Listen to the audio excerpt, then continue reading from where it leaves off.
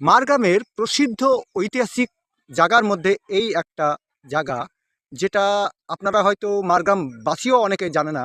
এখানে দুটি পুকুর আছে। এদের নাম অ্যাকচুয়ালি হচ্ছে শ্যামলা, আর এই সাইডে আছে দেখুন বিমলা।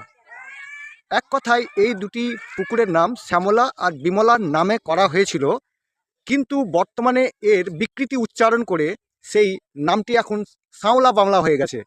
তা আমার এই পুকুর দুটিকে দেখার খুব ইচ্ছে ছিল, যে এখানে যে দুই বোনের নামে শ্যামলা আর বিমলার দুই বোনের নামে যে পুকুর দুটি সংস্কার করা হয়েছিল বা তৈরি করা হয়েছিল, সেটা শুধু মানুষের সুবিধার্থে, কারণ এই পথঘাটে যাওয়ার সময় যেন মানুষ পানীয় জল খেতে পারে সেই উদ্দেশ্যে। কিন্তু তখনকার দিনে, আজ বহু আগে, কয়েক শতাব্দী আগে ধরুন, এইখানে এই পুকুর দুটি খনন করা হয়েছিল। আজ এই পুকুর দুটি আমি দেখলাম এবং মনে খুব প্রশান্তি পেলাম, আপনাদেরকেও দেখালাম।